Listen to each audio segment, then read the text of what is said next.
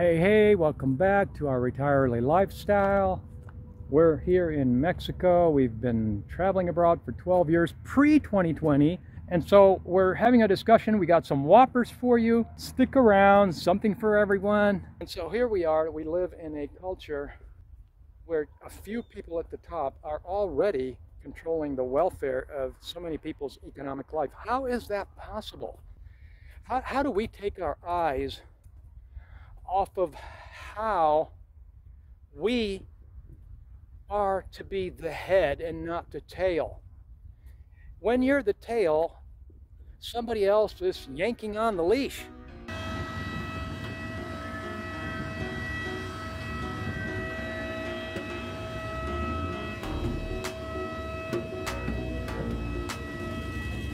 And so we're in Mexico because it's part of that regional thinking that I was discussing in a different video.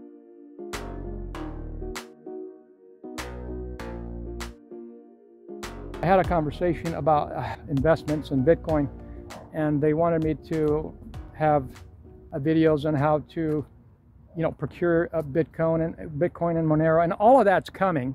And the idea is keeping our liberty during our retire early lifestyle, which we've been living for almost 4 decades, well over 3 decades, 27, 37. Yeah, well over 3 decades and almost 4 decades we've lived a retire early lifestyle that and most people aren't necessarily blessed with, but when they get to it, they're very happy that they did get to it. And so we're happy for you. And so what we've realized, which I was just watching a video about people that are really good with investments and this kind of thing, and this guy had arrived and he was making $1 million a year and all this kind of thing, and the interviewer asked him, what is the worst kind of advice? And keep in mind that I've discussed these things. I've been discussing them for years. Even in our Facebook group, we talk about some of this stuff that I've mentioned to people. Don't go for a figure. And by the way, my previous videos, I said was talking about when I talk about figures like retire early lifestyle on 200,000, the figure isn't the focus of the conversation. That's only used as a reference point. And so whatever your figure is, just insert your figure. And then if the discussion is dividing it into 25% units, into fours, then that's what you do. You take your figure and you use that as your figure, whatever that figure is. And that's what this successful investor was saying, is the worst thing that people can do is think that having, once they reach a certain level, monetary level, they're going to be happy. That's what's going to give them the happiness. And of course, he made it clear that he's not saying that money doesn't make you more comfortable or that it doesn't make you more happy in a lot of ways, because of course it does. But in and of itself, saying, well, I've reached this level, I think I'm going to get something more out of it once I get, like I've reached this level, I'm going to up the stakes and move it to this level. People that get wrapped up and sucked into the more and more psychology. So we saw through that early on, is where I'm going with this in our life, because I started out my career as going into business. It wasn't for the purpose of the thrill of being in business, which there is because of all of the benefits of it, and the money making can get addicting and this kind of thing, and it's what happens to business people. But I went into it for freedom, for liberty, just like the fire guys do. The fire guys, they don't, financial independence, retire early, they don't make all those sacrifices for nothing, because they're having a great time working 12, 14 hours a day, which, by the way, ancient scripture says, don't work 14 hours a day trying to get rich. So it's trying to tell you something, okay? Don't do it. And there's a guy, I forget which group he's in. He's one of the gurus in the fire movement that did that. He worked like 14 hours a day for, I think it was 5 years. Didn't even take a day off and all this. And after he reached his level and was able to fire in 5 years, which is phenomenal, He said he wouldn't do it again, and he doesn't recommend it.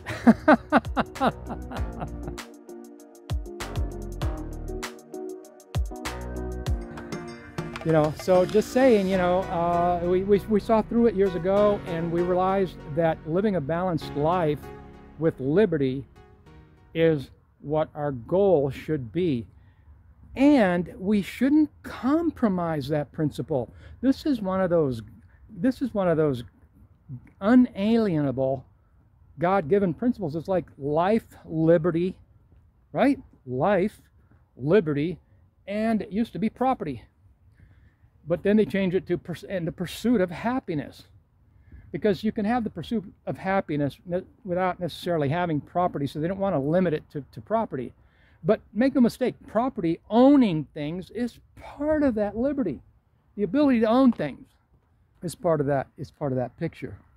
And so there's, you know, there's a push on the underside of things from you know who, trying to make it so we can't own anything and still be happy. Of course, they'll own everything, right? So you see through that, these thieves and robbers. Speaking of which,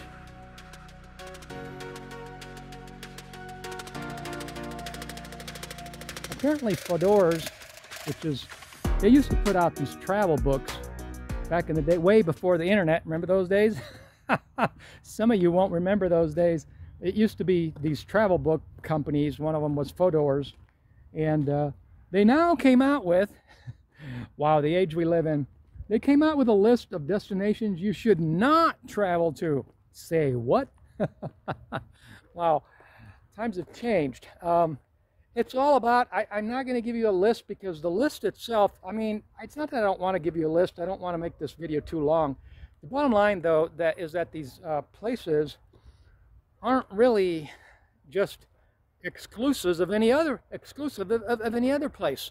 I mean, you could say the same thing of a lot of places.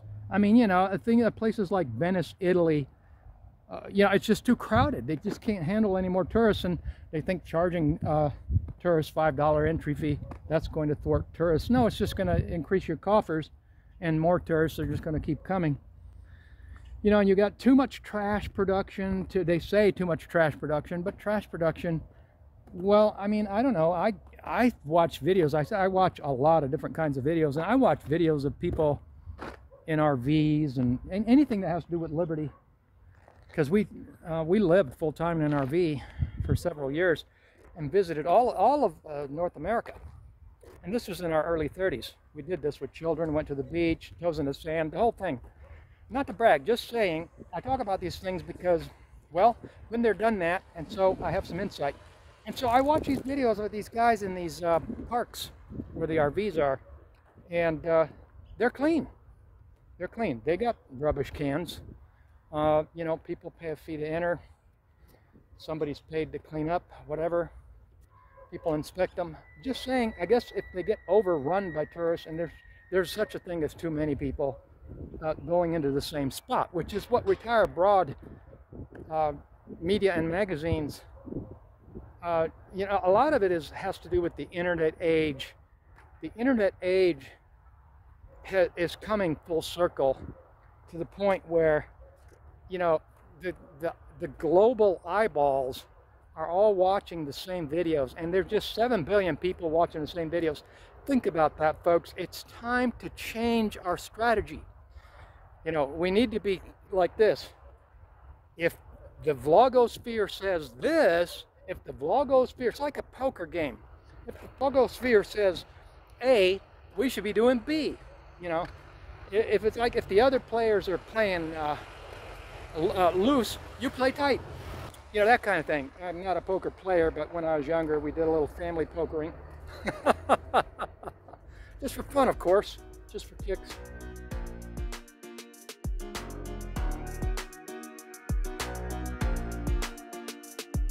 So these places are all about the over-tourism now. It's what you hear. You're starting to hear this over and over.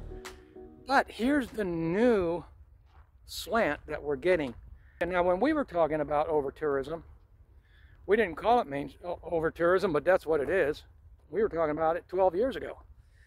But we never included in our conversation climate change. It used to be global warming, now it's climate change. Isn't that something how they get to just change words around and people still just accept whatever's being dished out? Not you. I know that my viewers are enlightened and they're above the pack, but there's people out there that it's just amazing to me that the narrative can just be changed at will, and people will just go, oh, okay, oh, it's this, oh, okay, oh, it's that, oh, okay, just whatever you say, okay, yeah, and not see through it.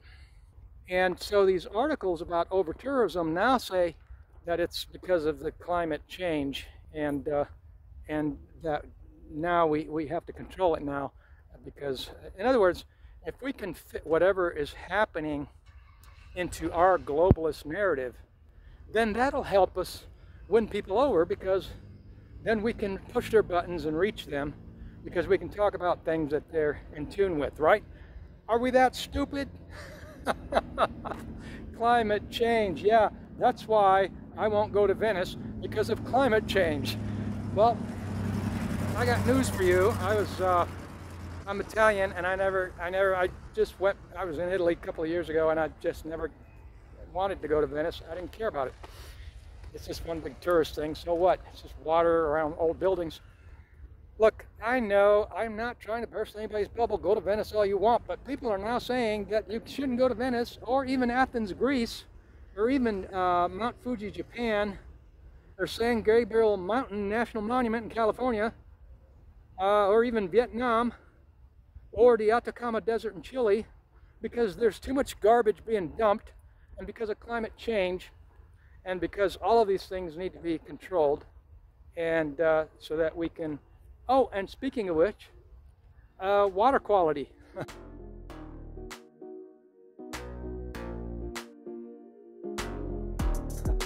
So you shouldn't go to these places because of water quality. Okay, you know, ding dong. Bonk, bonk, bonk, 3 X's. I mean, 2/3 of the globe, right, of the nations, are endemic areas. Endemic. This means they're infested. They're full of bad water that's not fit for human consumption. Can you imagine that? Now, this is something that's well hidden and something a lot of people don't know. But to say, yeah, don't go to these 3 countries because of their water quality. Oh, what a slap in the face. What an insult to intelligence that is. And so we have, you know, we live in an age where we've got these articles that are just bamboozling people, you know, from morning until night. That's all we see. Tell me in the comments, what do you think about this? That's all you see. You can't even read anything anymore. And so, you know, without just seeing this garbage, literal garbage. You know, I mean, look, a lot of these places have so much garbage, but they didn't even make the list. Of course, they have to talk about the places that get the most tourists, because really, we're living in an age of travel. This is a laughing stock that, you know, just a handful of countries are, you know, are over-touristed. The whole globe's getting over-touristed. And so again, you know, if the main blogosphere says A, if the main press says A, we should be doing B.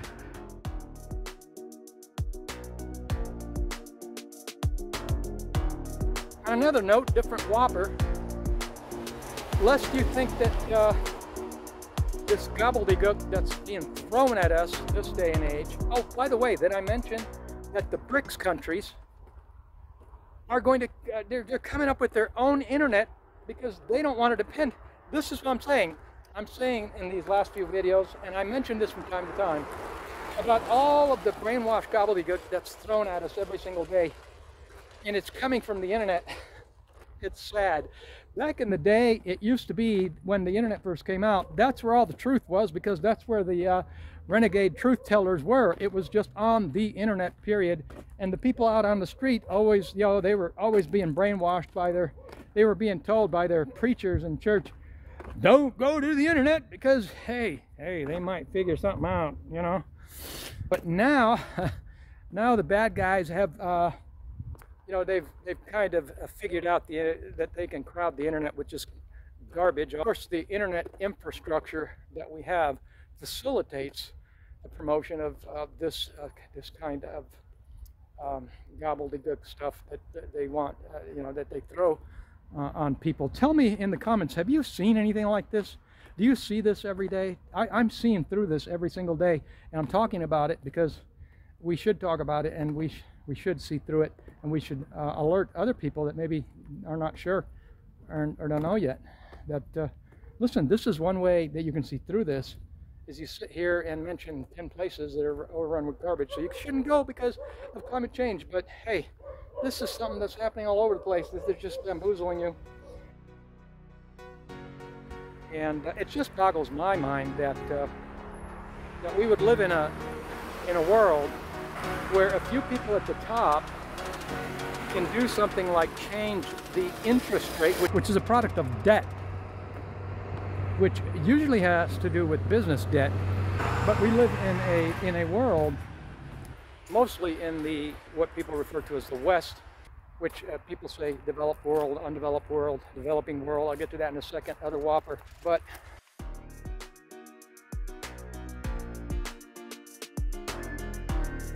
it's amazing to me that just a few people at the top can control the welfare not as in welfare checks, but you know, the ability to have a decent economic life of so many people by just changing interest rates. I mean, that shouldn't make any difference. Back in the crash of 2008, listen, I'm an intentional and voluntary. I don't call myself a minimalist because I don't buy into the minimalist mentality of minimalism for the sake of minimalism. I'll be a minimalism when it's practical for me to be a minimalist, but I'll also be a maximalist when it's practical for me to be a maximalist. So I'm flexible. I do whatever makes sense for me at the time. So if I'm trying to get on a $25 flight and they don't want me to carry anything, I become a minimalist, okay? And so here we are, we live in a culture where a few people at the top are already controlling the welfare of so many people's economic life. How is that possible?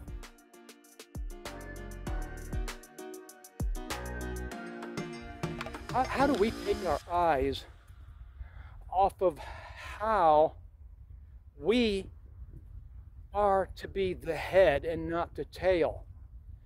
When you're the tail, somebody else is yanking on the leash. The head is in the lead. The head tells the tail where it's going, not the other way around. And so to be able, just a few people at the very top to say, well, we're going to change interest rates and we're going to cause deflation because it's too much. We've been spending too much money, and we've been pumping way too much money in the economy. Well, hey, if people want to keep producing and sending us money, we'll keep spending it. And let me know in the comments what you thought about that. But yeah, it's just amazing to me, you know, and I was started to say that in 2008, I was willfully and intentionally, and have been because of our retiree lifestyle, a person that intentionally does what makes sense. And it made sense to me to not be in debt. And if that meant having an older truck, which I had, an old Toyota though, and that thing fired up every single day and everything, I didn't use it every day, every week, every month, whenever I used it, very little. I'm conservative in how I do things.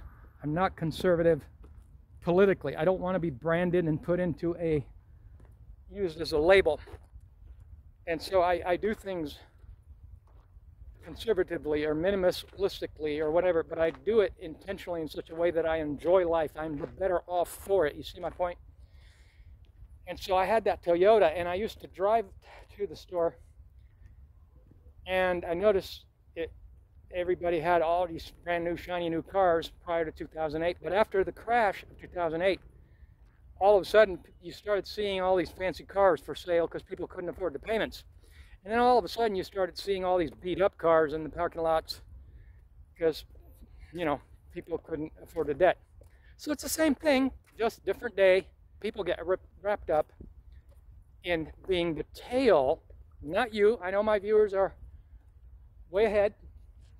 And this is what has allowed us to have our retiree lifestyle. But you get into debt and you become the tail, and you don't realize it because you're just looking at the shiny object and you're saying, well, I can have this car. how will it look? I mean, everybody else has, all my neighbors, all my work associates, they all have nice shiny cars. They're all in debt. But now that leads to all those young people. You see all these young people can't afford housing anymore. My sources are telling me that all the young people in these working establishments, none of them own their own property. They're all sharing housing. They're all paying for a room and shared housing. It's just, the state of affairs is explosive, okay? It's explosive. And this is why, you know, you're seeing all these homeless people. A lot of these homeless people were people like this that were the tail. And at some point, tails get cut off. You know, tails can get cut off.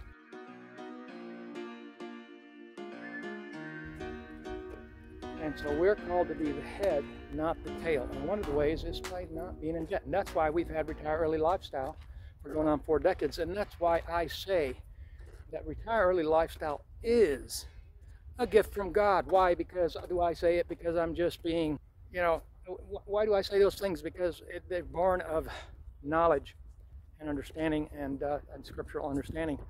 That's why I say those things. And so Retire Early lifestyle is a gift from God. Prosperity is a gift from God.